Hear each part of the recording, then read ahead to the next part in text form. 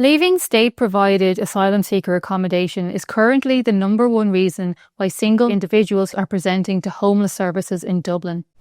The majority of people who entered emergency accommodation in Dublin for the first time last year were not Irish, according to data from the Dublin Regional Homeless Executive. An analysis of the past year and a half of the Executive's monthly report on homelessness in the Dublin region shows that only 40% of families and 42% of individuals who entered emergency accommodation in Dublin for the first time in 2024 were Irish nationals. Among individuals, 42% came from non-EU countries and a further 16% from EU or EAA states.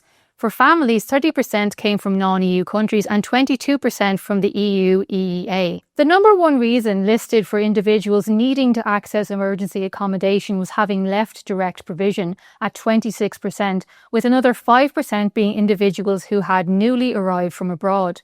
In total, 909 families and 2,151 individuals entered emergency accommodation in Dublin for the first time in 2024. The same trends have continued into 2025. As of the end of May, only 51% of families and 40% of individuals entering emergency accommodation were Irish. Non-EU applicants accounted for 26% of families and 40% of individuals. 27% of single applicants listed leaving direct provision as the reason for their presenting to emergency services, and 8% had arrived in Ireland within the past 6 months. Only 3% of families cited leaving direct provision as the reason for needing emergency accommodation, with another 4% listed as needing emergency accommodation as they had newly arrived from abroad. 42% of families were listed as needing emergency accommodation due to having received a notice of termination for private rental accommodation.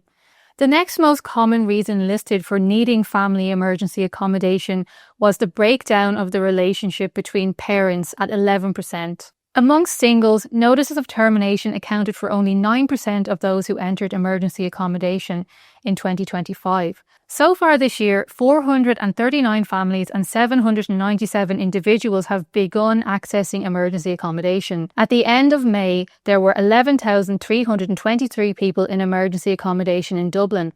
Of that number, 1,589 were families, 3,589 children and 7,734 adults. Since the start of 2024, the number of children in emergency accommodation in Dublin has increased by more than 500. The number of adults has risen by over 900. I'm your host, FATIMA Gunning. For more content like this, stay tuned to Gript.